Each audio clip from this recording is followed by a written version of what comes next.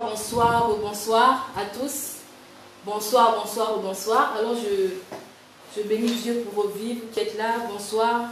Bonsoir à ceux qui nous ont rejoints. Bonsoir à ceux qui étaient là. Je vous souhaite encore la bienvenue à ces temps de partage. Et je bénis Dieu pour vos vies. Alors ce soir, nous allons commencer maintenant. Alors, bien-aimés, je voudrais avant de commencer ces temps bénir Dieu pour l'opportunité qu'il m'accorde encore ce soir de parler de sa part. C'est une grâce, c'est un privilège de parler de la part de Dieu. Et je bénis Dieu pour ces moments, pour ces instants. Je bénis Dieu pour la vie du visionnaire de ce ministère, pour la vie des responsables aussi. Que Dieu bénisse votre vie, pour le travail que vous faites dans plusieurs vies. Je bénis Dieu aussi pour ta présence, toi qui es là, bien-aimé, toi qui es là, toi qui as laissé tout ce que tu faisais pour répondre favorablement à cette invitation. Que Dieu te bénisse et que Dieu honore ta présence en ces lieux. Amen. Alors nous allons commencer nos temps et je viens rappeler le thème pour ceux qui ne l'avaient pas vu dans l'affiche. Alors, mon thème de ce soir, c'est la vie chrétienne, une course, un prix à remporter. Je répète pour ceux qui prennent des notes, la vie chrétienne, 2 points, une course, un prix à remporter.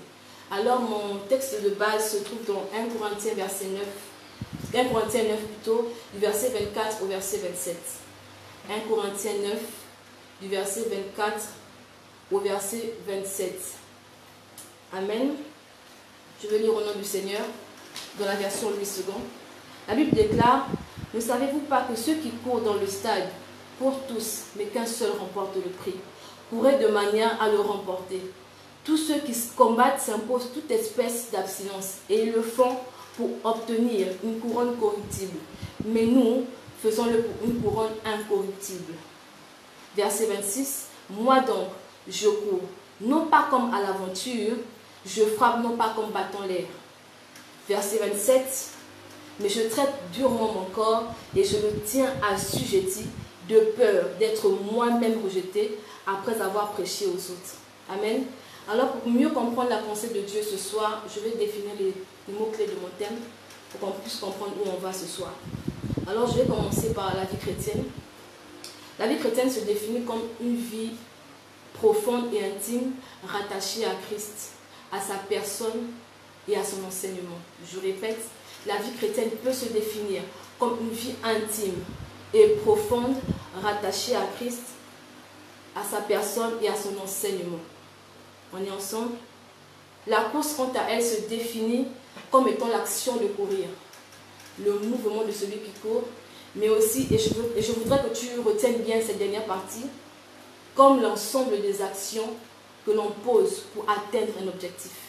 Je répète, la course est l'action de courir, mais aussi le mouvement de celui qui court, mais aussi l'ensemble des actions que l'on pose pour atteindre un objectif. Le prix, quant à lui, se définit comme étant une récompense, un honneur décerné à la personne qui est reconnue comme meilleure. Je vais répéter.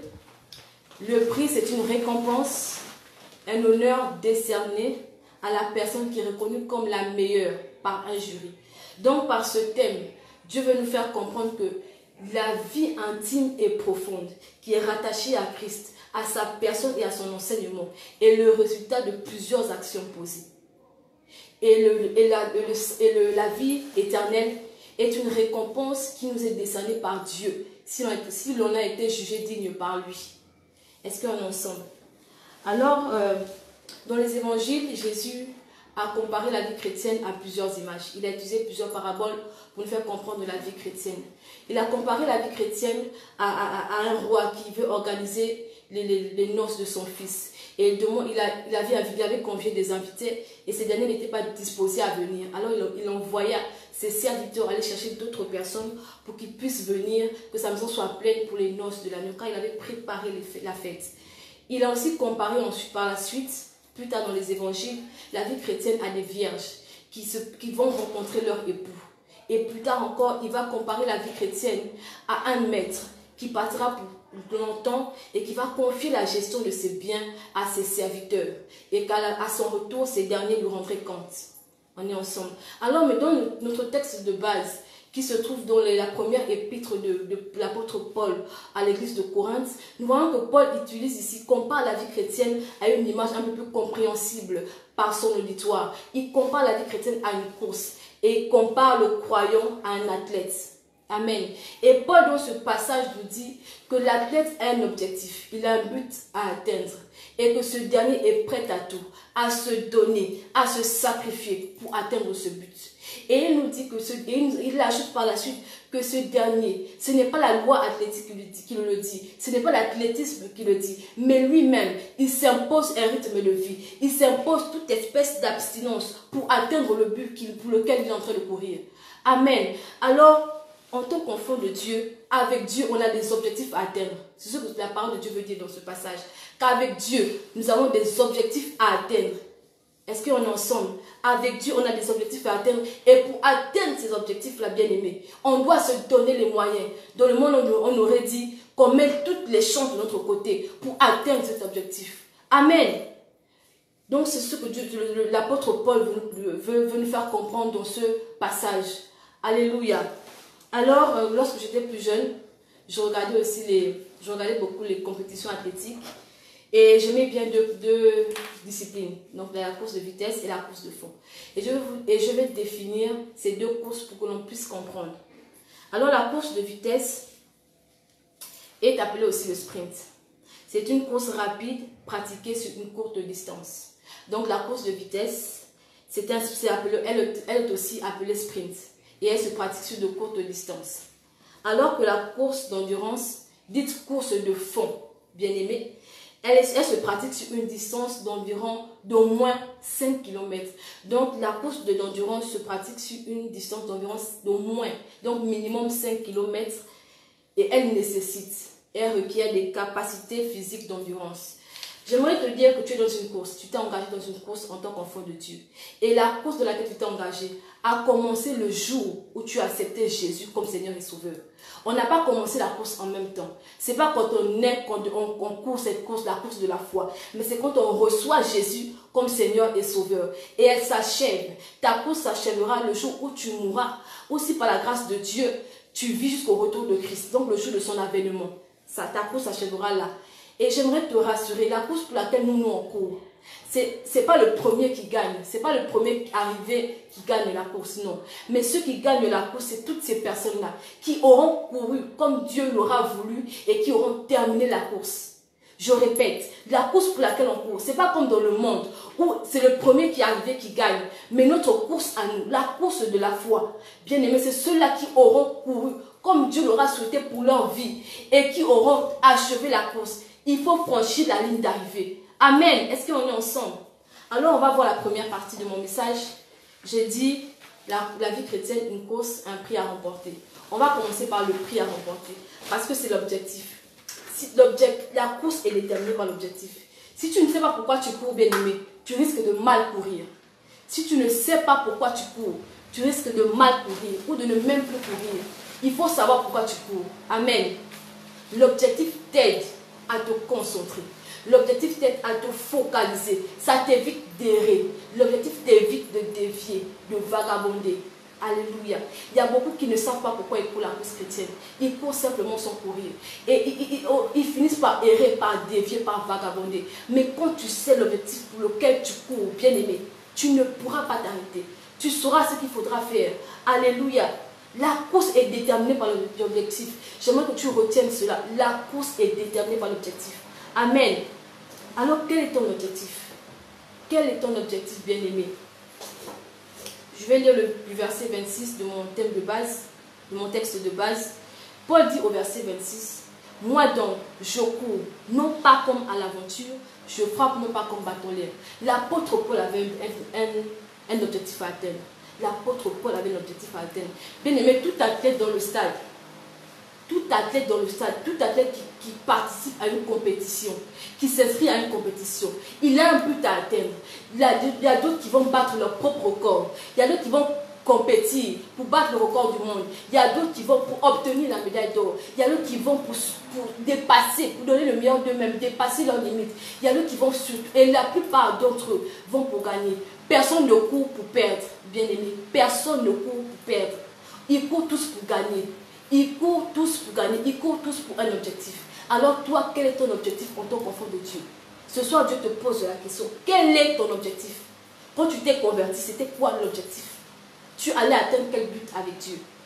Bien-aimé, quel est ton objectif? Alors nous allons comprendre. Vous savez, beaucoup de chrétiens se sont convertis pour diverses raisons. On ne s'est pas tous donnés à Jésus pour les mêmes raisons. Il y a d'autres qui sont devenus chrétiens bien-aimés. Pourquoi? Parce qu'ils fuyaient les malédictions générationnelles de leur famille. Vous savez, on est en Afrique et il y a beaucoup d'histoires dans les familles. On dit à certains, dans certaines familles, on dit qu'ils ne peuvent pas se marier. À d'autres, ils ne peuvent pas faire d'enfants. À d'autres, ils ne peuvent pas prospérer. À d'autres, ils ne peuvent pas aller loin dans la vie. Il y a d'autres qui sont oppressés par des esprits méchants, par des sorciers et autres. Bien-aimés, alors, quelqu'un qui cherche un enfant bien-aimé viendra à Jésus parce qu'on lui aura parlé de Sarah. On lui aura parlé de Anne, la mère de Samuel. On lui aura parlé de la mère de Samson. On lui aura parlé de la matriarche Sarah. On lui aura parlé d'Élisabeth, la mère de Jean-Baptiste. On lui dira, le Jésus là, il donne des enfants. On lui a présenté l'évangile parce qu'on a dit Jésus donne des enfants, bien-aimés. On lui a dit Jésus donne des enfants. Donc si tu veux un enfant, viens à Jésus. Alors la soeur qui cherchait un enfant, ou le frère qui n'était pas fécond, vient à Jésus parce qu'on lui a dit, ce Jésus-là donne des enfants. Dans la Bible, on lui a dit que dans la Bible, il y a des gens âgés qui étaient ménopausés plus. Il y a des vieux de 100 ans qui ont eu des enfants. Alors elle vient à Jésus pour avoir un enfant. Il y a d'autres bien-aimés qui sont venus pour le mariage. On lui a dit, Jésus a racheté ton mariage à la croix de Golgotha. Jésus a payé le prix fort. Il a versé son sang pour ton mariage. Alors lui, il vient pour le mariage. Il y a un autre qui viendra, bien-aimé, parce qu'il est oppressé par des esprits méchants, par des sorciers, par tous. Quand il dort la nuit, il est oppressé. Quand il dort, on le poursuit dans les rêves, il se voit dans l'eau. Bien-aimé, alors on lui dit, Jésus peut te délivrer. Jésus délivre. Alors il vient à Christ pour la délivrance. Il y a d'autres, quand ils ont lu le livre des Actes des Apôtres, tu ne peux pas lire ce livre et rester le même. Quelque chose se passe. Ça te révolte dans ta marche chrétienne. Parce que tu te dis, ces hommes-là étaient de la même nature que nous. Et ils ont fait des choses avec Dieu. Donc beaucoup se convertissent, bien-aimés. Ils disent, moi aussi, je serai le Paul de ma génération. Moi aussi, je serai le Pierre de ma génération. Mon ombre va guérir. Les mouchoirs que j'aurai touchés vont guérir. Alors ils viennent à Jésus pour l'onction. Et on va remarquer peu de temps après, que lorsqu'ils ont obtenu ce pourquoi ils sont venus, bien-aimés, ils ne sont plus fervents. Ils refroidissent. Et vous allez remarquer que dans l'église, telle sœur, depuis qu'elle s'est mariée, elle n'est plus la même. Elle ne vient plus à l'église comme avant. Elle ne vient plus à toutes les réunions. Elle commence à baisser, elle ne vient plus. Ça baisse, son feu, elle n'est plus tout feu, tout flamme. Elle commence à baisser dans sa marche chrétienne. Elle ne vient plus, elle trouve des raisons. Oh non, oh, j'étais fatiguée, oh non, j'étais ceci. Elle trouve tellement de raisons. Elle n'est plus régulière, elle n'est plus fervente, bien aimée. Ce n'est pas que le mariage est un obstacle à la course. Ce n'est pas que le bébé, l'enfant est un obstacle à la course. Ce n'est pas que l'onction que tu as reçue est un obstacle à la course. Le problème, c'est que le mariage, l'onction ou l'enfant ou la délivrance était ton objectif. Et lorsque tu atteins l'objectif bien aimé, tu t'arrêtes. On ne court pas pour courir, on court pour atteindre un objectif. Alors lorsque ces personnes-là ont atteint leur objectif bien aimé, ils s'arrêtent. Ils se stoppent. Ils s'arrêtent bien aimé. Alors toi, tu es venu à Christ pour quelle raison? Pour l'enfant, pour le mariage, pour la délivrance, pourquoi es-tu venu à Christ? Et bien aimé, imagine, ce sont des couronnes corruptibles. Laisse-moi te dire que ce sont des couronnes corruptibles. Quand l'enfant que tu cherchais peut mourir, je ne le souhaite à personne. Le mariage que tu cherches, tu peux divorcer. Bien aimé. Tu peux, si tu retournes dans le monde, après avoir été délivré, et tu repars dans ce que tu avais vomi. Bien aimé, les mêmes esprits, on dit 7 autres, plus méchants viendront. Donc si c'est un seul qui te fatiguait, ils seront 8 à te fatiguer. Tu es venu pour quel objectif à Jésus, bien aimé? Que Dieu aimerait que ce soir, tu fasses une introspection en toi-même, que tu rentres en toi-même et tu te demandes, je suis venu à Christ, pourquoi? Quel était mon objectif? Ou bien quand tu commences à manifester la puissance de Dieu, tu n'es plus trop chaud comme avant, tu ne viens pas à l'église, oh non, je suis à la montagne, je prie, bien aimé. Est-ce que tu pries vraiment, tu cherches Dieu ou bien tu cherches l'onction? Bien aimé, posons-nous les bonnes questions. On est à la fin des temps. Dieu veut réveiller quelqu'un ce soir. Tu es venu à moi, pourquoi? Il te pose la question. Pourquoi tu es venu à moi? Bien-aimé, pourquoi tu es venu à moi? La Bible déclare dans Luc 10, au verset 20. Jésus dit, je lis dans la version du semeur. La Bible déclare, cependant, ne vous réjouissez pas de ceux que les esprits vous sont soumis, mais réjouissez-vous de ceux que vos noms soient inscrits dans les cieux.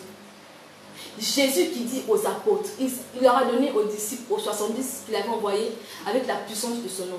Et ils sont revenus tous joyeux, les esprits nous sont soumis, on fait des miracles en ton nom et autres. Jésus leur dit que ne vous réjouissez pas pour cela. Ça c'est normal, quand on est avec moi, quand je donne mon esprit, c'est normal qu'on manifeste ma puissance. Mais réjouissez-vous plutôt, bien les chers disciples, réjouissez-vous plutôt que vos noms soient inscrits dans le livre de vie. Bien aimés, notre objectif en tant qu'enfant de Dieu, c'est le ciel. C'est le ciel, c'est d'avoir nos noms inscrits dans le livre de vie. C'est ça l'objectif, bien aimé. L'onction va rester ici. Le bébé que tu cherchais va rester ici. Le mari va rester, la femme va rester. Bien aimé, mais toi tu dois aller au ciel. Soyons conscients que nous courons pour le ciel.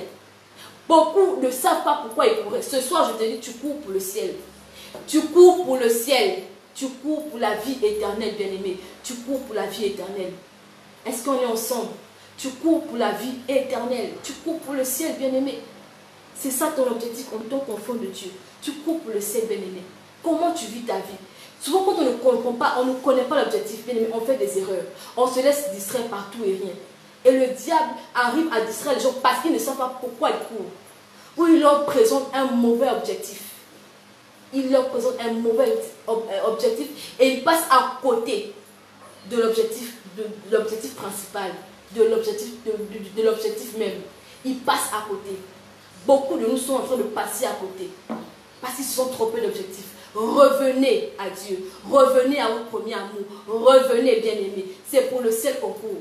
C'est pour le ciel. La Bible déclare dans Matthieu 6, verset 33. Cherchez premièrement le royaume des cieux. Et tout le reste, bien aimé, vous sera donné. Donc si tu cherches Dieu, si tu cours pour Dieu, l'enfant te suivra. Si tu cours pour Dieu, le mariage va te suivre. Si tu cours pour Dieu, la délivrance te suivra. Si tu cours pour Dieu, tu vas opérer dans l'onction et dans la puissance. Si tu cours pour Dieu, tout ce que tu cherches, bien aimé, tu l'auras. Tu l'auras. Si tu cours pour Dieu, ton objectif c'est Dieu. Dieu est obligé de te donner ce que tu veux. Parce que tu fais de lui le plus important. Tu fais de lui l'essentiel. Revoyons nos objectifs, bien-aimés. Revoyons notre objectif. Alléluia. Est-ce qu'on est ensemble? Est-ce que quelqu'un comprend la pensée de Dieu ce soir? Est-ce que quelqu'un comprend là où Dieu veut l'emmener? Cours pour le ciel, bien-aimé. Cours pour le ciel. Ne cours plus pour les choses éphémères qui vont s'arrêter ici. Ça te permet, ça te garde de concentrer, bien-aimé. Ça te garde de concentrer, bien-aimé. Est-ce qu'on est ensemble? Que plus rien ne nous limite. Bien aimé, lorsque un athlète va sur le stade, va au stade, il doit courir. Je vais prendre le cas du Usain Bolt. On connaît tous ce sprinter jamaïcain qui détient les records du monde sur le 100 mètres et le 200 mètres. Bien aimé, lorsque Usain Bolt va sur le stade, ils sont 8. Ils sont à 8. Bien aimé, ils sont à 8. J'imagine en 2008, parce que c'est en 2008 qu'il a battu les records. Et ils sont à 8. Et lui, il avait un objectif, il s'est dit, je dois battre le record du monde. Je dois battre le record du monde. Il n'a pas regardé aux personnes qui couraient avec lui. Beaucoup d'entre nous regardons les autres au lieu de courir. On est là, on se distrait en regardant les autres courir. Regarde le devant, regarde l'objectif. Usain Bolt a regardé l'objectif. Il s'est dit, moi j'ai un record à battre. Le record du monde. Et il a fait abstraction des 7 autres qui étaient là avec lui, les 7 autres coureurs. Plutôt, il y avait des Américains. Et à l'époque, les Américains étaient les maîtres du sprint. Il a dit, excusez-moi l'expression, il a dit, je m'en fous. Je suis venu battre un record. Je ne sais pas qui est là. Quel que soit l'Américain qui est là. Moi, je cours pour battre le record du monde. Il a fait abstraction de la foule autour de lui. Il y avait des milliers de gens dans ce stade à Pékin en 2008. Il y avait d'autres disciplines qui se passaient dans le stade. Mais Usain Bolt courait. Le jour-là, il s'est dit, moi je cours pour le record du monde. Et il a couru. Il est arrivé et il a battu le record du monde, bien aimé. Il a fait abstraction. Mais quand tu as l'objectif, tu fais abstraction de tout ce qui est autour de toi. Tu dois faire abstraction. Tu dois faire abstraction. Tu dois oublier ce qui est autour de toi pour atteindre l'objectif. Donc, quand tu es sur terre, fais abstraction de tout ce qui se passe autour de toi. Cours ta course. Ne regarde plus la course des autres. Beaucoup stagnent, beaucoup sont en retard parce qu'ils regardent les autres courir. Beaucoup sont en retard parce qu'ils perdent leur temps à regarder le frère courir. Comment lui court, comment elle court. Bien aimé, toi cours. Parce que lorsqu'on démarre ton chrono le jour où tu acceptes Jésus comme Seigneur et Sauveur, il ne s'arrête que lorsque tu mourras ou bien lorsque Jésus reviendra. Donc si tu t'arrêtes, ça ne veut pas dire que le chrono s'arrête. Et tu ne sais pas combien de temps toi tu as sur terre. Est-ce qu'on est ensemble? Est-ce que quelqu'un comprend? Amen. Alors nous allons passer à la seconde partie. J'espère qu'on a bien compris que l'objectif c'est le ciel. On va passer à la seconde partie qui est la course. La vie chrétienne, une course. Alors vous savez, il y a beaucoup de chrétiens aujourd'hui qui se sont refroidis. Beaucoup de chrétiens qui sont déçus. Beaucoup de chrétiens qui se demandent vraiment s'ils ont bien fait d'accepter Jésus. Ils se demandent vraiment s'ils courent la bonne course. Pourquoi? Parce qu'ils vivent beaucoup d'oppression. Parce qu'ils rencontrent beaucoup de difficultés. Parce qu'ils rencontrent beaucoup d'adversité. Alléluia. Et ils se disent vraiment que ce n'est pas ce qu'on leur avait présenté au départ. On leur a dit que Jésus, bien-aimé, donnait la vie, que Jésus avait payé le prix. On leur a dit que Jésus a racheté tout ce qui est à eux. On leur a dit que Jésus, on ne combat pas pour me donner la victoire, ce qui est vrai et biblique. Mais ils se sont dit que c'est une vie à l'eau de rose, que la vie chrétienne c'est une vie à l'eau de rose, que la vie chrétienne c'est les bisounours, c'est un conte de fées où à la fin tout le monde est heureux, ils se marient et il y a eu beaucoup d'enfants. Non, bien aimé. La vie chrétienne c'est une vie tout au long de laquelle tu rencontreras des obstacles, tu vas rencontrer des adversités, tu vas rencontrer des oppositions, tu connaîtras beaucoup de choses. Et on va prendre le premier point. J'ai intitulé cette partie-là pour la course, 3 choses à savoir sur la course de la foi. 3 choses à savoir sur la course de la foi. Amen. La première chose à savoir, c'est que le royaume des cieux est forcé. Le royaume des cieux est forcé. On va prendre nos Bibles dans Matthieu 11, verset 12. Matthieu 11, verset 12. On prend nos Bibles dans Matthieu 11, verset 12. Je vais lire au nom du Seigneur dans la version du semeur. La Bible déclare: depuis l'époque où Jean-Baptiste apparut jusqu'à cette heure, le royaume des cieux se force un passage avec violence. Et ce sont les violents qui s'en emparent. Amen. Donc, j'ai cherché la définition du mot forcer. Forcer veut dire, bien aimé, ce qui n'est pas spontané. Forcer n'est pas spontané. Ça veut dire que c'est le résultat d'un effort.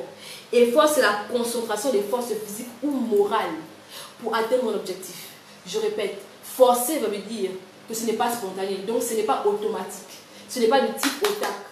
Tu demandes le ciel en tout temps le ciel. Non. Il faudra faire un effort. On dit que c'est le résultat d'un effort.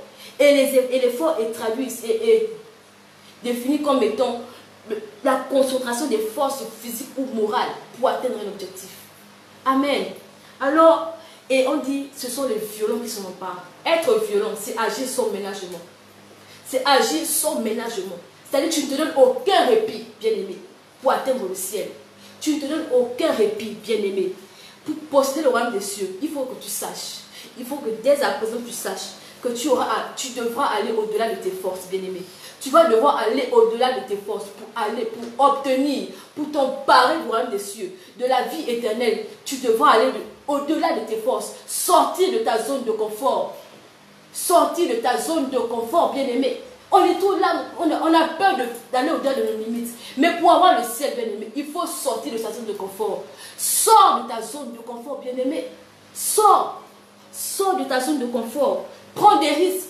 Tu dois prendre des risques pour ta vie, bien-aimé. Tu dois prendre des risques. Parce que dans ta vie chrétienne, bien-aimé, tout le long du chemin, tu vas subir et tu connaîtras des rejets. Tu connaîtras des abandons. Tu connaîtras on va dire ça comment? Des injustices, tu connaîtras des trahisons, bien-aimé, tu connaîtras la solitude, mais avance, que rien ne t'arrête. Alléluia. Bien-aimé, il faut savoir que tant qu'on vit sur terre, dans un corps, et qu'on a une âme, Satan ne se gênera pas de mettre des bâtons dans nos roues. Il ne se fatiguera pas de mettre des bâtons dans nos roues pour nous empêcher de courir. Et Satan a arrêté beaucoup dans leur course, parce qu'ils ne sont pas déterminés, bien-aimés. Quelqu'un le trahit, quelqu'un trahit la soeur, quelqu'un trahit le frère, il arrête. Oh oui, il m'a trahi, il m'a fait ceci. Vraiment, la personne arrête de courir. Ou la personne s'arrête sur ce problème de trahison et il arrête, il stoppe sa course. Alors que le chrono est en train de tourner. Il y a d'autres qui disent, oui, j'ai vécu ceci, je n'ai plus cela, je vis ceci, je vis cela, bien aimé. Arrêtons ça. L'objectif est devant. Je vais vous parler des noms. Mon père me parle souvent des noms. Lorsqu'il veut nous réconforter, lorsqu'on passe par des situations difficiles, il nous parle d'un homme, Joseph. Joseph a connu trop d'obstacles. Et Joseph, c'est un exemple de détermination. Bien aimé, la violence ici, la violence renvoie à la détermination. Pour aller au ciel, pour obtenir la couronne incorruptible, il faudra que tu sois déterminé. Que tu sois déterminé. Quel que soit l'obstacle, tu devras le franchir. Tu devras sauter la haie Il y a une discipline dans l'athlétisme qu'on appelle la course de haies. Donc tu dois sauter les haies. Il y a beaucoup qui sont devant les haies depuis des années. Parce qu'on a fait quelque chose, il reste sur la haie. Il n'avance pas. Il est là assis. Il pleurniche. Il pleure. Pourquoi moi? Pourquoi pas toi, bien-aimé? Jésus même qui était notre Seigneur, bien-aimé. Il a marché avec quelqu'un qui l'a trahi. Jésus savait lorsqu'il choisissait Judas que c'est lui qui le trahirait. Bien-aimé. Il savait. Mais ça ne l'a pas arrêté. Il avait un objectif. Ça ne l'a pas arrêté. Hein. Il n'arrêtait pas là tous les matins à regarder Judas. Hé Judas, tu me trahis. Judas, oh Judas. Non. Jésus avait un objectif. La croix. Il avait pour but de nous réconcilier avec le Père. Il ne s'est pas laissé distraire par Judas. Jésus n'était pas un homme aimé dans sa patrie, bien-aimé. Il n'était pas aimé dans sa patrie. Mais il ne s'est pas arrêté à ça, au rejet, que je suis rejeté, pourtant je suis Dieu. Non, il avait l'objectif du ciel, de la croix, désolé. Il avait la croix comme objectif. Nous réconcilier avec le Père. Donc il a fait fi du rejet. Il a fait fi de la trahison. Chaque fois, on voulait lui mettre des bâtons dans les roues. Jésus a été trahi. Jésus a été renié par Pierre, qu'il avait choisi. Toi, on te renie ou on te fait un petit truc, tu t'arrêtes là, tu pleures, tu n'as pas d'objectif. Tu ne sais pas pourquoi tu cours. Parce que même Jésus, il savait que la croix était son objectif. Donc même le reniement de Pierre ne l'a pas arrêté. Il n'a pas pleuré pour dire, Pierre, toi, non, Pierre, pas toi. Je t'ai emmené partout. Il n'a pas dit ça. Il a continué. Il a accepté d'aller seul. Seul. Bien-aimé, qu'est-ce que toi tu as vécu qui t'arrête? Quelle est cette difficulté que tu rencontres, bien-aimé? Qu'est-ce que tu vis qui fait en sorte que tu t'arrêtes, frère? Tu n'es pas déterminé. Et le diable arrive à t'arrêter. Je vais vous parler de Joseph, comme je disais tantôt. Joseph, c'est un homme. Il a eu des visions. Dieu lui a donné des visions. Donc Dieu lui a dit ce que lui devait être. Il lui a révélé ce que lui, il devait être dans la suite des temps. Et Joseph raconte à ses frères. Bien aimé, il y a des combats que tu vis parce que tu parles trop. Tout ce que Dieu te dit dans le secret, tu viens dire aux gens. Tu ne sais pas qui est qui. Et tu ne sais pas par qui le diable va passer. Faisons attention. Faisons attention. Alors Joseph, il raconte ses songes à ses frères. Et le diable se dit que je dois arrêter ce petit. Il risque d'aller loin. Je dois l'arrêter. Le diable, sa mission, c'est de nous arrêter notre marche. De nous empêcher d'atteindre l'objectif. Alors le diable a décidé d'arrêter Joseph avant même qu'il atteigne l'objectif. Alors le diable passe par ses frères qui voulaient le tuer. Mais comme ce dernier était le choix de Dieu, tout ce que Dieu dit de sa bouche, sa main va l'accomplir. Alors il voulait tuer Joseph, mais Dieu n'a pas permis. Dieu a permis qu'il le vende. Ils l'ont vendu. Et il a cité le premier obstacle. Quelqu'un qui avait les révélations, qui savait comment Dieu le voyait, ce qui deviendrait bien aimé. Tu as eu les prophéties de la part de Dieu. On a prophétisé sur ta vie jusqu'à tu as un cahier de prophéties.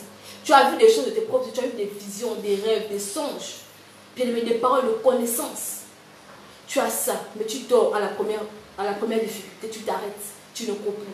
Joseph a été déterminé. Il n'a pas changé d'attitude, il est resté le même. La Bible ne me dit pas qu'il s'est lamenté tout le long du chemin, à pleurer pourquoi Ruben me fait ça, pourquoi Issachar a cité tous les noms de ses 10 frères. Quand il allait en Égypte, non bien aimé, il est parti, il est arrivé. Parce qu'il était déterminé, il s'est dit, moi je deviendrai ce que Dieu a dit. Il ne s'est pas arrêté, il a avancé. Alors bien aimé, il arrive en Égypte. Deuxième obstacle, il est vendu. Il est traité. On le vend comme esclave, il devient esclave. Quelqu'un qui est un père vivant. Son père, ce n'était pas n'importe qui. C'était un homme riche. On le vend comme esclave. Il devient esclave, bien aimé. Il garde la même attitude. Il reste intègre et déterminé. Il n'a pas changé d'attitude. Il n'a pas changé. Il n'a pas flanché dans son attitude, dans son comportement. Il n'a pas flanchi. Il est resté le même, bien aimé. Et quand tu es déterminé malgré les difficultés, quand tu continues de prier, de jeûner, d'adorer Dieu, de méditer la parole, de servir Dieu comme il le faut, bien aimé, la main de Dieu est sur toi. La détermination pousse Dieu à agir, à garder sa main sur toi, pour que les prophéties, pour que ce qu'il a dit de toi s'accomplissent. Alors il a mis sa main était sur Joseph et Potiphar élève Joseph comme l'intendant de tous ses biens. D'esclave à l'intendant de tous ses biens, bien aimés. Satan a senti la musique. Il dit non, le petit risque de m'échapper. Je dois l'arrêter. Et qu'est-ce que Satan veut faire? Satan veut pousser Joseph à se disqualifier lui-même. Il envoie Madame Potiphar. Vous savez, le diable ne passe pas par des gens qui sont loin. Pour trahir Jésus, il est passé par Judas. Et pour faire du mal à Joseph, il est passé par ses frères. Et là, il passe encore par Madame Potiphar, une proche. Alors, bien aimé, le diable veut que Joseph se disqualifie.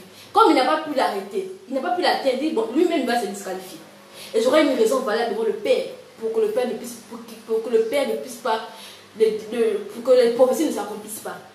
Alors, il pousse Madame Potiphar à vouloir sortir avec Joseph. Donc, il pousse Joseph à devenir impudique. Mais il y a beaucoup d'entre nous, parce qu'ils ne savent pas où ils vont, ils se laissent distraire et tombent dans le péché. Et ils se disqualifient. Joseph savait que lui serait un grand homme. Il a vu les étoiles s'incliner devant lui. Il a vu le soleil s'incliner devant lui. Il a vu la lune, toutes les gerbes s'incliner devant lui. Il s'est dit, moi je suis un grand homme. Ce n'est pas Potiphar ma limite, non. Ce n'est qu'une étape. Il ne s'est pas laissé distraire. Beaucoup d'entre nous, on se laisse distraire, bien aimé. On est distrait. Le diable envoie quelqu'un dans ta vie, que ce soit en relation même ou en amitié, pour te détourner de l'objectif. Il te détourne facilement et tu te disqualifies.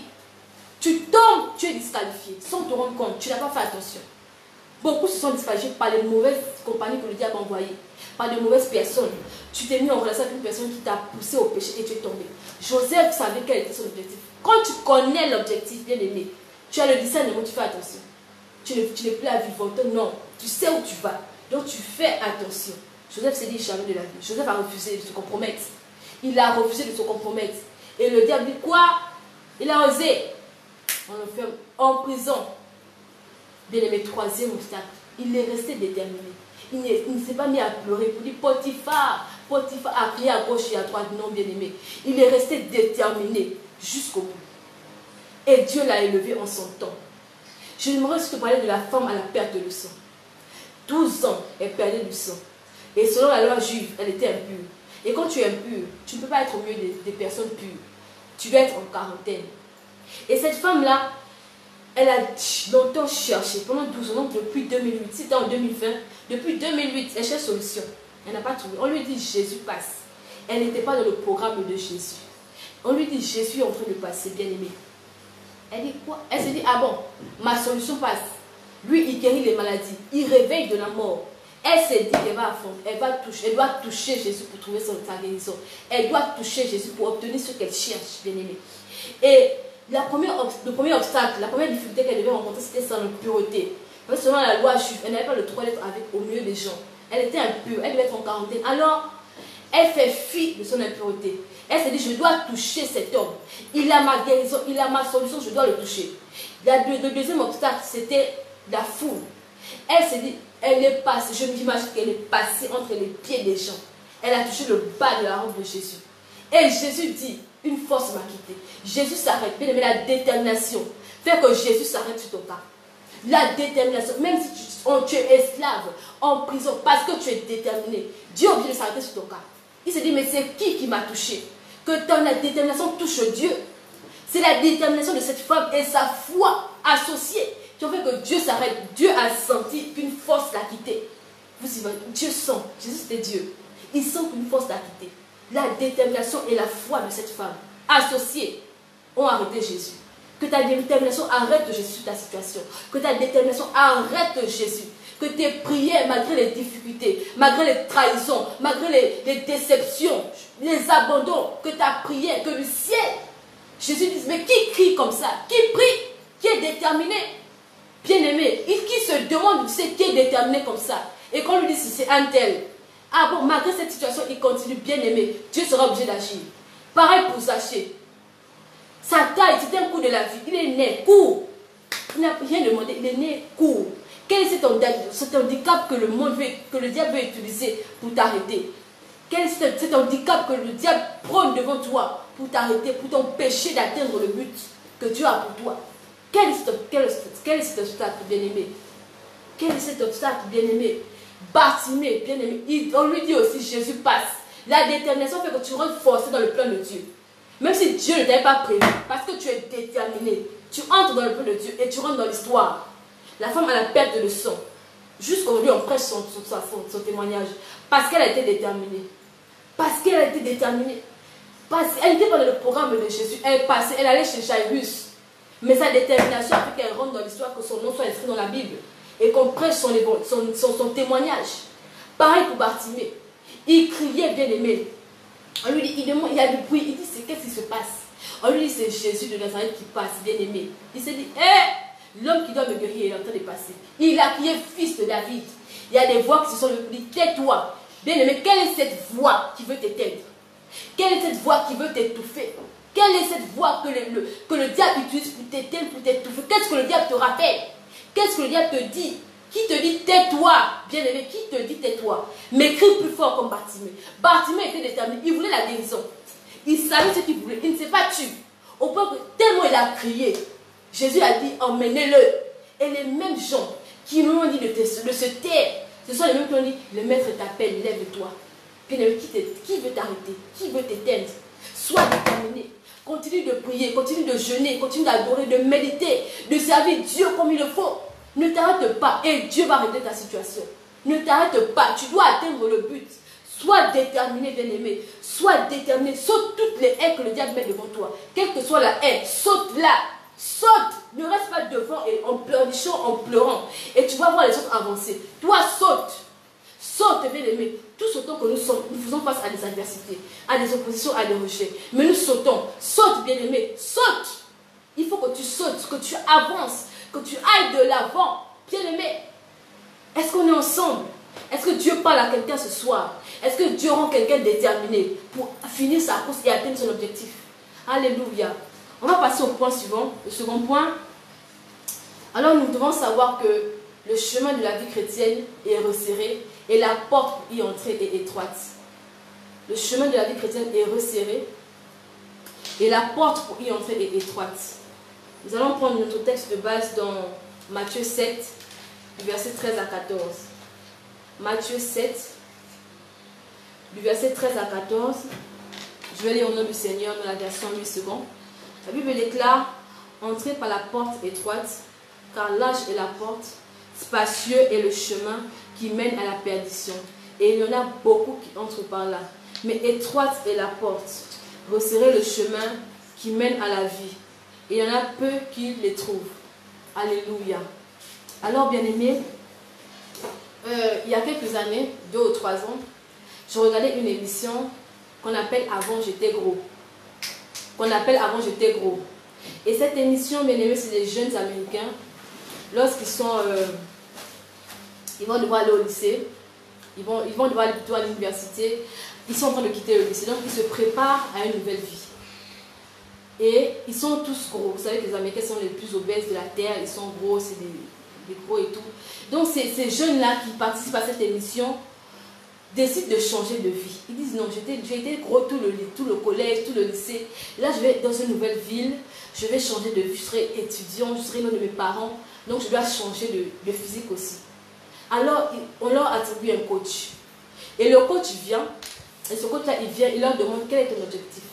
Ils vont dire, je veux perdre 100 kilos, 80 kilos, 40 kilos, 50 kilos, ça dépendra de tout un chacun, ça dépend de tout un chacun. Et lorsque le coach connaît l'objectif, il change des choses. Il va d'abord dans la cuisine de la personne. Il ramasse toutes les nourritures qui sont grasses, les glaces, il jette, les chips, il jette tout ce qui est gras, tout ce qui fait grossir, il jette, il change le régime alimentaire du personnage. Il lui dit, désormais, tu ne mangeras que des salades, désormais tu ne mangeras que des soupes, tu ne prendras que des soupes, des potages. Et il lui dit, tu vas devoir aller en salle. Sur 7 jours, tu vas 4 jours, 4 jours sur 7 en salle, 3 heures par jour, bien aimé. Donc ça veut dire que pour changer de vie, il y a des exigences. Pour que tu changes de vie, pour entrer dans la vie chrétienne, il y a des exigences à respecter. Il y a des principes à respecter. Il y a une discipline à avoir pour marcher sur ce chemin resserré. J'aimerais te définir resserré. Resserré, c'est rétréci. Quand c'est resserré, c'est rétréci, c'est mince. Quand on parle de, bien aimé, de étroit, ça veut dire que ça manque de largeur. Donc en Afrique, on aurait dit tordu. C'est étroit, donc tu ne peux pas rentrer de manière normale. Tu vas devoir bouger un peu pour pouvoir rentrer. Parce qu'on dit la porte est étroite. Donc, il y a peu d'espace, peu de largeur, bien aimé. Peu de largeur. C'est restreint. Bien aimé, la vie qu'on veut mener avec Dieu demande des exigences. Et le péché te fait grossir. Il y a beaucoup, lorsqu'on est venu à Dieu, on a dû laisser certaines choses. on a abandonné certaines habitudes qu'on avait dans le passé. On a arrêté de faire certaines choses, on a changé de vie. Pour beaucoup, on a changé de façon de s'habiller. Pour d'autres, on a changé on a arrêté la musique païenne, on a arrêté la vie de débauche, on a arrêté d'aller dans des coins bizarres et perdus, on a arrêté de fumer pour ceux qui fumaient, de boire, on a arrêté l'impudicité, on a changé de vie, bien aimé. Ça veut dire qu'on avait maigri. On avait perdu du poids. Quand on est devenu chrétien, on est passé par la porte. Parce que la porte exige certaines choses. Pour passer par la porte étroite et restreinte, il y a des exigences. Tu ne peux pas rentrer gros, non. Désolé du terme, mais il y a une certaine complexité, tu ne peux pas passer. Donc il faudrait que tu maigrisses. Et tu as maigri pour pouvoir rentrer par la porte de la vie. Et tu as commencé à marcher. Et le diable est venu. Il a commencé à te tenter avec un biscuit. Il te tente avec un burger. Après, il te tente avec des chips. Toi, tu prends, hein. Vous savez, c'est bon. Quand on commence à manger là, c'est bon. Quand tu prends, quand tu as perdu du poids, beaucoup de poids, tu recommences à manger quelque chose que tu ne mangeais plus, bien aimé. Tu ne sens pas tout de suite que tu as pris des kilos, des calories, non. Mais c'est petit à petit, plus tu manges, chaque jour là, ça va revenir. Et beaucoup se retrouvent aujourd'hui gros à cause du péché. Ils ont sur le chemin de la vie, mais ils sont retournés à leur vomi. Ils ont recommencé à manger certaines choses et ils se sont alourdis. Le péché alourdit. Le péché alourdit. Le chemin est resserré. Tu es maintenant coincé. Tu n'avances plus. Tu stagnes. Il y a beaucoup d'entre nous qui sont en train de stagner. Ils sont gros à cause du péché. Le péché, ce n'est pas forcément l'impudicité. Il y a beaucoup aujourd'hui, dans l'église, on est plus frais. On manque de vérité dans l'église. Il y a un problème de vérité, bien aimé. Beaucoup mentent. Est-ce que tu vas bien? Je vais bien. Bien aimé, la Bible déclare dans Apocalypse 22, verset 15. Hier, j'ai lu ce passage, ça m'a troublé. Dieu a un problème avec les menteurs. Il a dit, quand il dit dehors les chiens, dehors les idolâtres, il dit à la fin, quiconque aime et pratique le mensonge. Dehors, il n'y a pas de vie éternelle pour vous. Il n'y a pas de récompense pour vous à la fin. Et il y a beaucoup qui mentent. Tu vas bien, ça va bien. Tu es problème avec un frère, dis-lui non, tu gardes pour toi. Tu es problème avec une soeur, dis-lui non, tu fais semblant, non, ça va. Oh non, on voit seulement que tu changes de caractère, tu changes de comportement. Alors que tu as un problème. Tu ne marches pas dans la vérité, mais tu es un menteur. Tu es un menteur. Et le péché t'alourdit. Beaucoup, à cause du mensonge, sont là. Ils sont serrés. Le chemin est resserré. Mais tu es gros, tu n'avances pas. L'obésité du péché, bien aimé. Il y a beaucoup qui sont gros à cause du péché. Ils se disent qu'ils sont lourds pour faire un pas. Ils n'arrivent plus. Ils disent, oh, c'est compliqué. Ils savent avec difficulté. Ils sont lourds. Ils s'essoufflent vite. Ils n'arrivent plus à prier comme avant. Ils n'arrivent plus à méditer. Ils n'arrivent plus. Le péché, bien aimé. Le péché nous envoie si facilement. Vous savez, le péché commence. Le diable, c'est subtil. Hein? Le diable commence par un biscuit. Demain, il va te présenter de la pizza. Vous savez, David, il a commencé par la convoitise. Il a commencé par la convoitise. Il a commencé à convoiter. Il a vu la femme de quelqu'un, il a regardé. Femme là est belle d'elle. Il a commencé par là. Il a fini meurtrier. Le diable, il commence par les petites choses. On finit loin, on finit meurtrier. David n'avait pas pu tuer Saül. Allez tuer Uri. Bien aimé. Le péché. Regarde ce que le péché fait. Il nous disqualifie. Mais David a trouvé grâce. C'était vraiment un produit de la grâce. C'était vraiment une préfigure de la grâce. Une préfiguration de la grâce, bien aimé. Il a trouvé grâce. C'était un meurtrier. Il a commencé par la convoitise. Beaucoup d'entre nous, le diable nous tente par les petits péchés. Oh, tu mens aujourd'hui, ah non, il n'y a rien. Tu finis meurtrier. Il y a beaucoup ici qui sont alourdis du péché. Dieu dit, maigrissez pour continuer la course. Vous êtes coincés. Vous ne pouvez plus avancer. Vous êtes lourd. Vous êtes coincés dans le chemin. Le chemin est resserré. Il n'y a que les mains sur l'esprit qui passent. Les gros ne peuvent pas passer. Ceux qui sont gros de péché, bien évidemment. Ils ne peuvent pas passer, ils ne peuvent pas avancer. Et il y a beaucoup qui sont coincés là. Bien aimés. Maigrissons. Maigrissons, bien aimés. Maigrissons. Ayons peur, maigrissons, bien aimés. Beaucoup marchent dans les jugements, dans la calomnie. Tout ça, c'est des péchés. Bien aimés, il n'y a pas que l'impudicité. L'impudicité aussi a trop souffert dans la bouche des chrétiens. La fornication a souffert. Il y a aussi les calomnies dans l'église. On se juge les uns les autres. On est devenu, quelqu'un a dit, les cousins de Jésus. On sait qu'il ira, on sait qu'il n'ira pas. On juge, on pointe du doigt les frères. On murmure contre les frères. On manque d'amour dans l'église. C'est aussi un péché, le manque d'amour. On n'est plus vrai. On envie les autres. On envie les autres. Dans l'église, l'envie. Allez lire Galates 5, 19 à 21. L'envie est une œuvre de la chair, un péché. L'envie. On est idolâtre. Aujourd'hui, l'idolâtrie, ce n'est plus on va devant des statues. C'est le téléphone. On est tous là-dedans. Le Saint-Esprit peut nous réveiller la nuit. Il nous réveille la nuit. Subitement, on n'a plus sommeil. Mais on est là. Première chose, téléphone. Le matin, téléphone. Bien aimé. On est devenu idolâtre. Avant de prier, téléphone. Quand on prie, on pense au téléphone, on pense à ceci, on pense à cela. Quand on n'est pas connecté, on est dans tous ces états. Quand on a perdu le téléphone, c'est pire, on est mort. Parce qu'on se dit qu'on rate beaucoup de choses, alors que c'est une vie virtuelle, bien aimé. Le téléphone a pris la place de Dieu dans nos cœurs. Faisons attention, bien aimé. Le péché nous environne si facilement et nous alourdit de notre marche. Amen. Est-ce qu'on est ensemble? Est-ce que Dieu parle à quelqu'un? Est-ce que Dieu parle à quelqu'un, bien aimé? Est-ce que Dieu parle à quelqu'un? Il y a aussi d'autres bien-aimés, ils vivent dans le passé. Eux, ils regardent derrière. Bien aimé, quand on court la course, on regarde devant, on ne regarde pas derrière.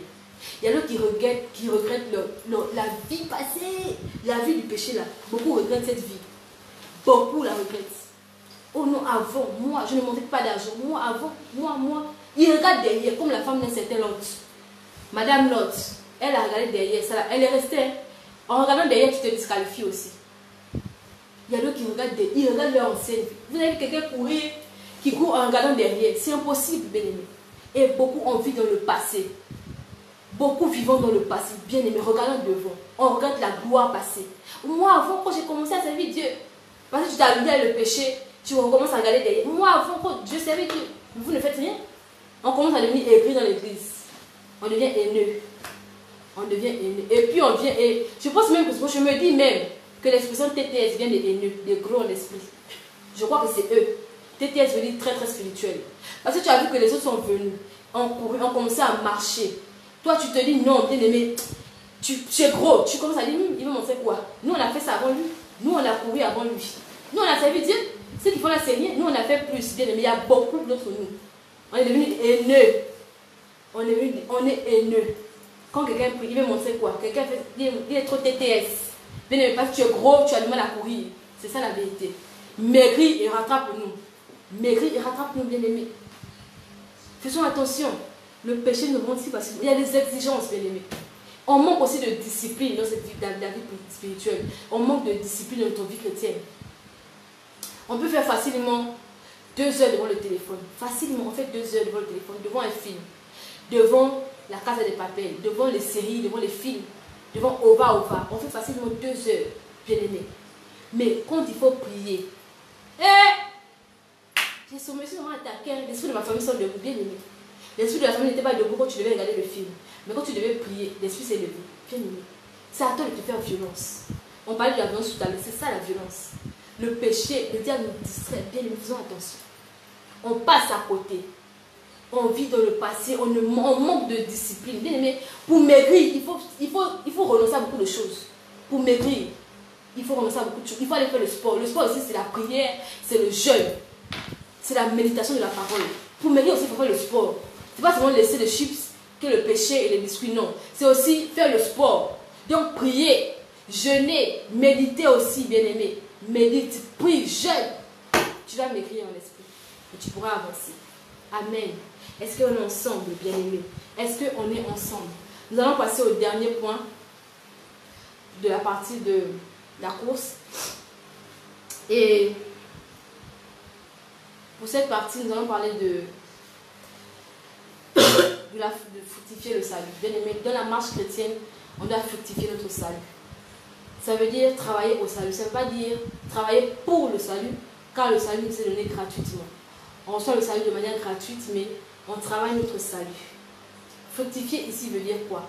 Donc le troisième point de la marche chrétienne, c'est qu'on doit fructifier le salut qu'on a reçu. Alléluia.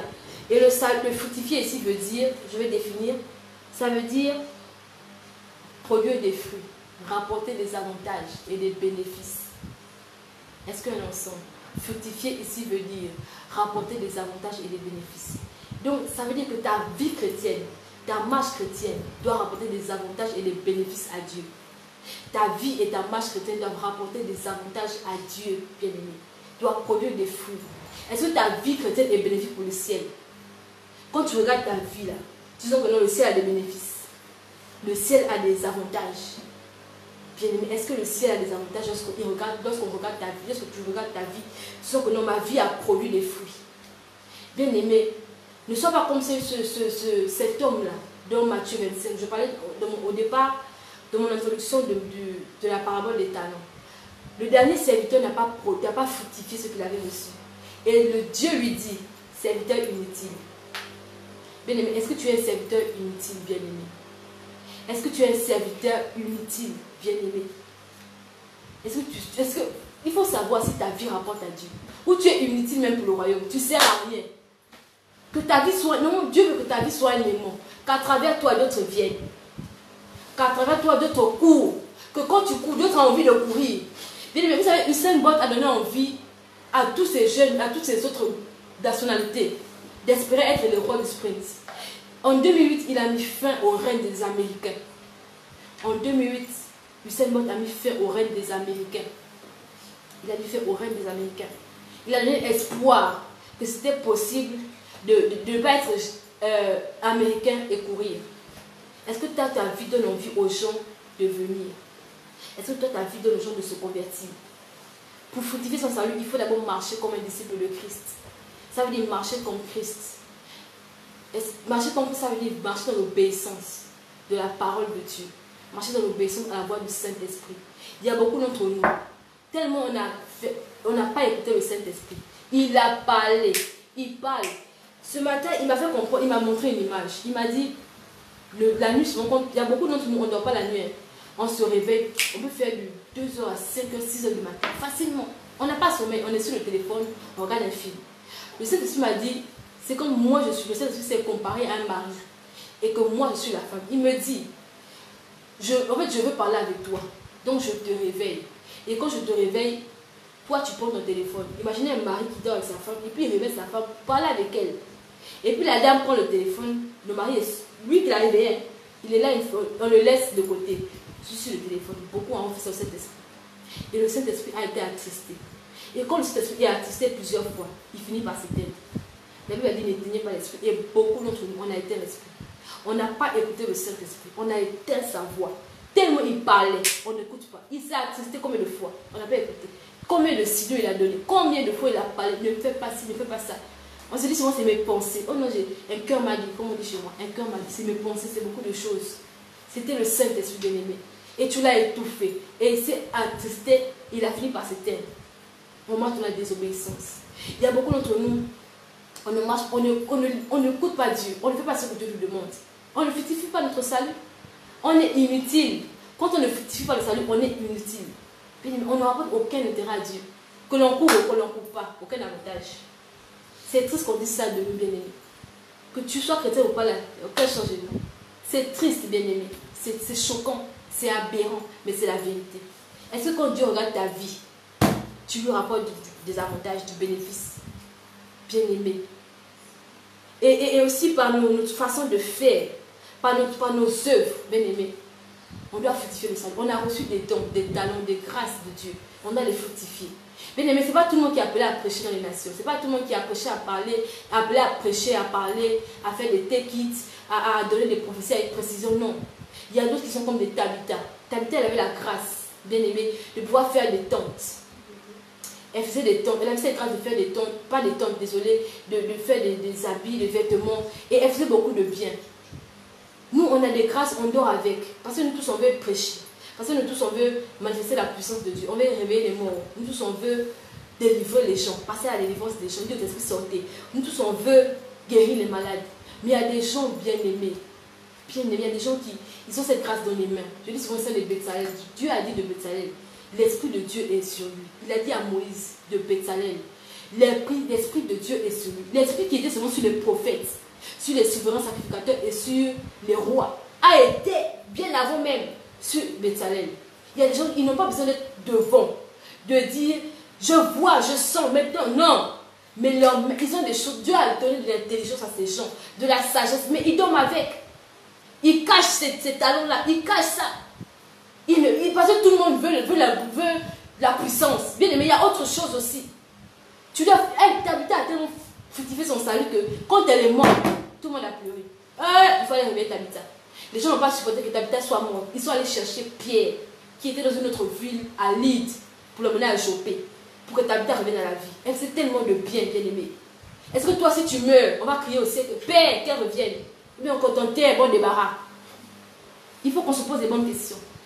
Est-ce que ton salut rapporte? Est-ce que ton salut rapporte, bien-aimé?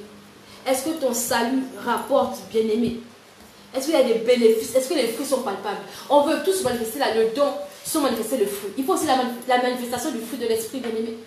Jésus, il a manifesté sa puissance à cause de l'amour. À cause de l'amour. Quand Jésus réveille les morts, il voit Marie, il dit non, il a pleuré. Il a réveillé Lazare. Quand il a vu la veuve de Naïm, elle a enterré son unique enfant. Jésus avait mal au cœur. C'est l'amour qui faisait que Jésus manifestait sa puissance. C'est pas qu'il voulait se montrer, je suis, non. C'est par amour même qu'il est venu mourir sur une croix. C'est par amour qu'il est venu mourir. Nous, on veut manifester le don sans l'amour, sans le fruit. Ça, c'est être dangereux.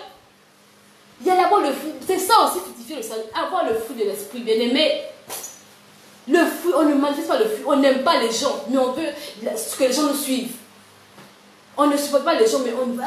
Non, bien-aimé. On est toujours triste. On manque de joie. On n'est jamais en paix, que des problèmes, là, des divisions, bien-aimé. Faisons attention. On manque de tempérance. On manque de tempérance, bien-aimé. On manque de tempérance. On manque de bonté. On est infidèle dans l'œuvre de Dieu. Beaucoup de gens sont infidèles. Vous savez, je suis au département accueil et protocole de mon église. On se réveille. Le premier culte commence à 7h45. Bien-aimé. Et donc, je vais être là à 7h à l'église. À 7h. 7h pile, 00. Donc, ça veut dire que le dimanche matin, je me suis réveillée toute la semaine. À 5h45. Donc, le dimanche aussi, je me réveille à 5h45. Je me prépare, je vais à l'église, j'affronte la nuit, le danger, bien aimé. Je prends mon taxi, je paye. J'arrive à l'église tous les dimanches de l'année, du 1er janvier au 31 décembre. Il y a beaucoup de gens, Dieu n'agrée pas leur service. Pourquoi, bien aimé? Pourquoi? Parce qu'ils ne servent pas Dieu avec crainte et tremblement. Aucune crainte de Dieu, aucun tremblement. On fait les choses pour faire machinalement, parce qu'on a peur qu'on nous pose des questions. Mais on se sacrifie pour rien. Dieu m'a dit, il y a des gens qui me servent du 1er janvier au 31 décembre. Je n'ai pas agréé le service. J'ai crié, j'ai dit, oh, tout l'argent du taxi, j'ai pensé à ça. J'ai dit, j'ai risqué ma vie combien de fois, Seigneur? Combien de fois j'ai risqué ma vie pour aller te servir le matin? Je suis fatiguée, les yeux sont lourds. Tu dois être là debout, accueillir les gens à sourire. Mais Dieu dit, je ne me suis pas dedans. On n'a pas la crainte de Dieu. Il y a des gens qui viennent en retard à l'église, aucun tremblement. On fait l'œuvre de Dieu avec négligence. Il y a des gens qui viennent à l'église, bien aimés, en retard. Ah, j'étais fatiguée. Ou bien s'il a levé à 3 heures, il va t'écrire, je ne pourrais pas servir ce matin, je suis fatiguée. Bien aimé, si c'est pour le travail, il est prêt à aller même les yeux rouges. Parce qu'il sait que son salaire en dépend. Mais la vie éternelle dépend de ta course aussi. La vie éternelle dépend de ta course. Ne pense pas que la vie éternelle dépend de ta course, bien aimé. Faisons attention. La vie éternelle dépend de notre course. On dit c'est la récompense. Si Dieu te juge digne de la vie éternelle, il te la donne. Mais si tu n'es pas digne, ça ne sert à rien. Ça ne sert à rien, bien-aimé. Faisons attention. Que notre salut rapporte des choses, des bénéfices à Dieu. Que notre vie soit un aimant. Que ma vie, la joy, soit un aimant. Que j'attire des gens à Dieu. Pas à moi. Il ne faut pas qu'on se trompe, mais à Dieu. Que je sois un aimant qui amène les gens à Dieu. Que les gens aient envie de devenir chrétiens à cause de moi. Comme Tabitha, comme Étienne. Quand je regarde tu dis, ah Étienne, vraiment bien aimé. Donne aux gens envie de devenir chrétien. Dans ton entourage, dans ton lieu de travail, dans ta famille. Donnons envie aux gens de devenir chrétiens, bien aimés. Que Dieu nous aide à fructifier notre salut. Amen. Alors pour terminer, nous allons lire ce passage de Hébreux 12, verset 1. Hébreux 12, verset 1. Je vais lire au nom du Seigneur, la version du semeur. La Bible déclare, c'est pourquoi nous aussi, qui sommes entourés d'une grande nuée de témoins, débarrassons-nous de tout fardeau et du péché qui nous cerne si facilement, de tous côtés, et courons avec endurance l'épreuve qui nous est proposée. Bien-aimé, j'aimerais te dire pour finir que c'est vrai que tu pourras rencontrer l'adversité. Tu pourras rencontrer, tu connaîtras des abandons, tu connaîtras beaucoup d'obstacles. J'aimerais te dire, tu n'es pas seul. On a le meilleur des coachs avec nous. Vous savez, il y a quelques temps, j'ai commencé le sport. Et j'avais ma grande soeur comme coach. Et ça fait tellement longtemps, 2 ou 3 ans, je n'ai pas fait le sport. Et elle a dit, on va recommencer le sport et tout. Et on a commencé le sport. La première fois, je pensais que j'allais mourir. J'ai dit, je vais mourir. Les pieds étaient lourds, j'étais fatiguée, je ne sentais plus mon cœur battre. Je ne sentais plus. Je dis, bon, je vais mourir. Je lui ai dit, il faut avancer. Parce que notre petite soeur était devant. Il dit, non, avance avec Gloria. Moi, je vais venir après. Je pensais que j'allais mourir. Elle m'a dit, Mabi, allons, ne t'arrête pas. Mabi, allons, je suis avec toi. Bien aimée, elle c'est ma soeur. Elle était à côté de moi. Mais nous, on a notre coach, il est en nous. Notre coach est en nous. Notre coach vit en nous. Elle me disait, cours, ne t'arrête pas. J'aimerais te dire que dans ta course, bien aimée, tu as le Saint-Esprit, tu as le meilleur des coachs. Il ne peut pas se fatiguer de tout. Elle n'aime pas se fatiguer. Tous les jours, il te bat, tu ne comprends pas. Tu es tellement lent à courir. Lui, il ne se fatigue jamais. Il va à ton rythme. Il va à ton rythme. Et lui, il connaît tous les obstacles qu'il y a devant. Il t'avertit. Il t'informe. Il sait tout. Ça, c'est un coach excellent. Il sait quel est l'adversaire. Qu'est-ce que l'adversaire va faire. Il connaît les tactiques de l'adversaire. Bien aimé. On a le meilleur des coachs avec nous. On n'est pas seul, bien aimé. Courons avec endurance cette course. Pour qu'à la fin, Jésus nous dise de nous, bon et fidèle serviteur, entre dans la joie de ton maître. Amen. Amen, amen. Appuie-toi sur Dieu. Ne cours, tu n'es pas seul. Appuie-toi sur Dieu. Appuie-toi sur Dieu.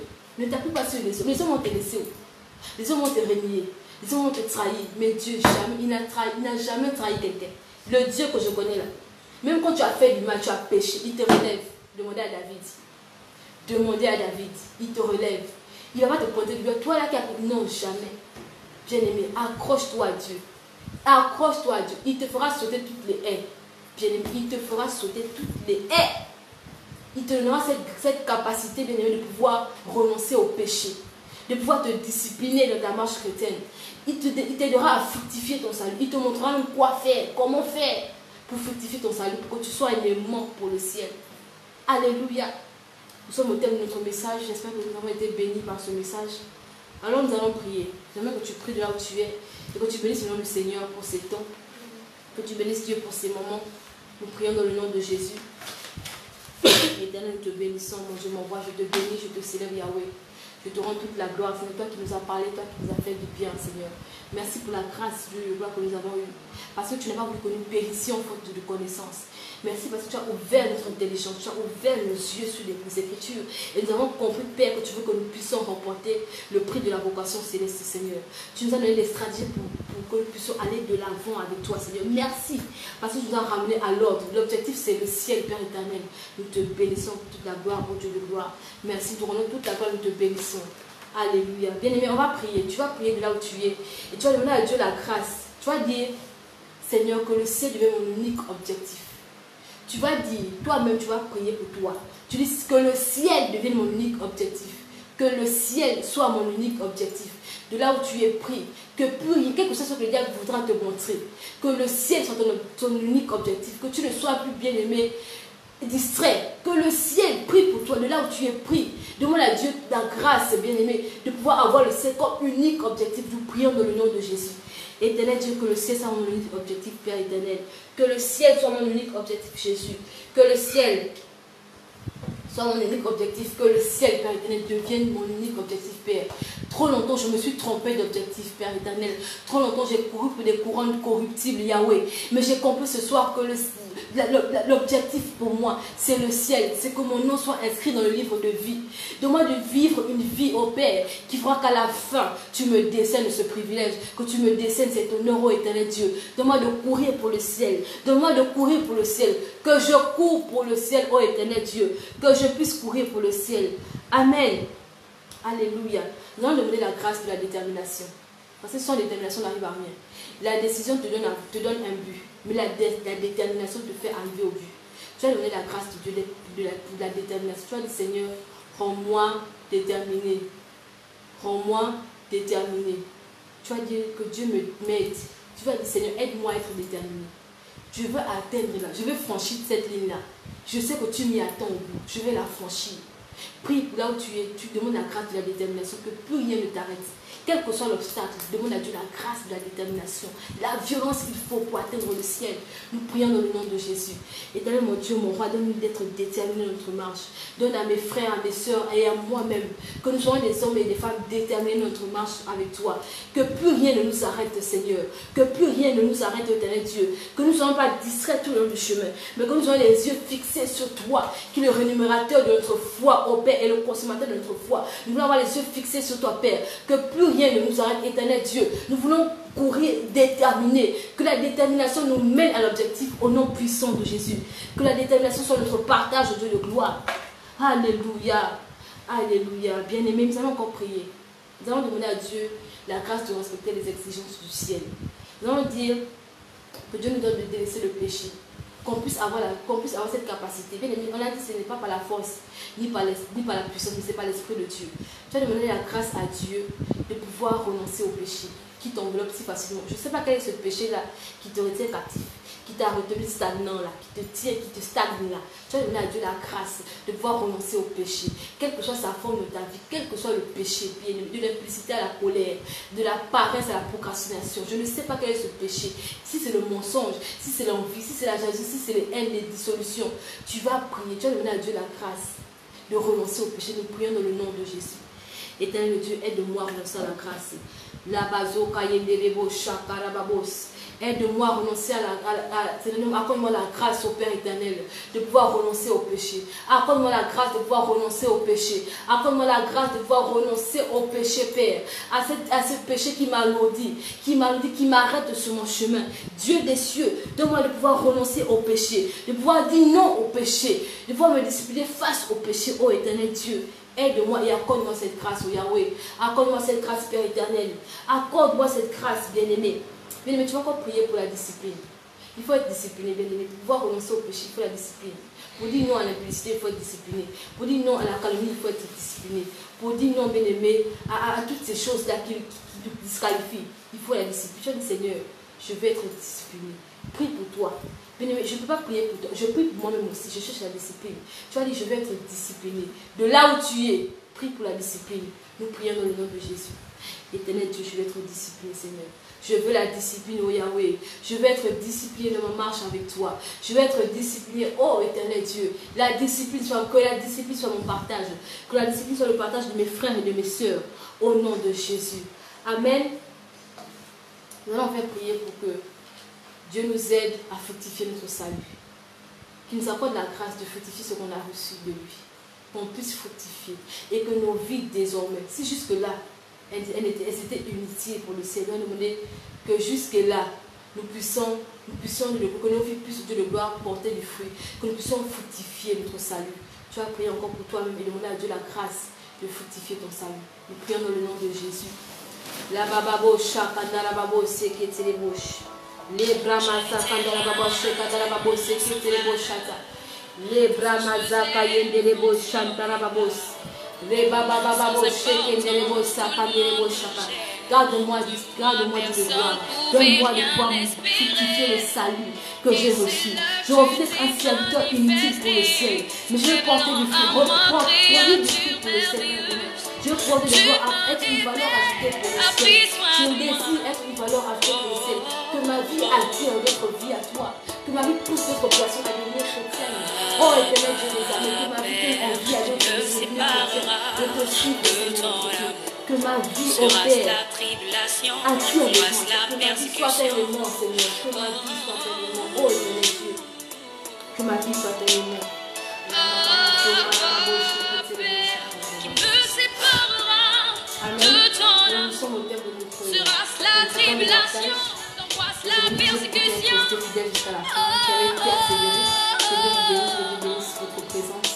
Alors, on se donne rendez-vous dans 2 semaines. 14 jours, je pense, par la grâce de Dieu, pour une autre partie de cet enseignement. Je prie que ceux qui ne sont pas encore abonnés à la page, que vous puissiez vous abonner pour avoir les informations en temps et en heure. Amen. Alors, je vais prier pour clôturer ces temps. Éternel Dieu, je te bénis, Seigneur. Merci parce que tu ne nous as pas voulu ailleurs qu'à tes pieds, éternel Dieu. Merci parce que tu as ouvert nos esprits pour comprendre l'Écriture. Merci parce que nous croyons, Père éternel, que nous courons pour le ciel. Nous croyons que c'est notre Dieu, nous courons pour le ciel. Nous ne serons plus distraits. Nous croyons, éternel Dieu, que nous irons avec toi jusqu'au bout, Yahweh. Merci parce que tu nous donnes d'être des personnes déterminées. Tu nous donnes, Dieu de gloire, d'être des personnes, Père, qui renoncent au péché et qui se disciplinent, qui ont une discipline spirituelle. Tu nous accordes d'être des personnes, au Père, qui fortifient leur salut et qui attirent des vies à toi, éternel Dieu des armées. Je te recommande encore tous ces sujets de prière et je les scelle dans le sang précieux de Jésus. Je te dis merci parce que je sais que tu nous as déjà exaucés, Seigneur. Merci d'avoir été avec nous, d'avoir commencé avec nous, Père éternel, comme Alpha, d'avoir été avec nous comme Emmanuel et de finir avec nous comme Oméga, éternel Dieu des armées. Je te recommande mes frères et mes soeurs. Je prie que tu bénisses leur vie, que tu les rencontres au point de leurs besoins. Je bénis toutes les familles qui ont été ici représentées, éternel Dieu. Merci. Je les abandonne entre tes saintes et divines mains, Yahweh. Je te bénis de ce que tu es avec nous, Seigneur. Merci. Parce que ta main nous couvre, ta main est sur nous et ton sang nous couvre et nous arrache de tout danger. Seigneur, merci parce que tu es avec nous, tu finis avec nous cette semaine. Je te recommande encore le reste de la soirée et le reste de cette semaine, que tu sois avec chacun de nous. Je prie que cette parole porte du fruit. Je prie que cette parole impacte des vies. Je prie que cette parole ramène des gens à toi. Je prie que cette parole change la vie de quelqu'un. Seigneur, merci parce que tu l'as déjà fait. Je te rends toute la gloire, Père éternel. Reçois la louange et l'adoration. À ton nom, je donne le gloire. Au nom puissant de Jésus. J'ai ainsi prié. Amen. Amen, amen. Donc on se dit à bientôt, à dans 2 semaines. Que Dieu vous bénisse. Amen. À très bientôt.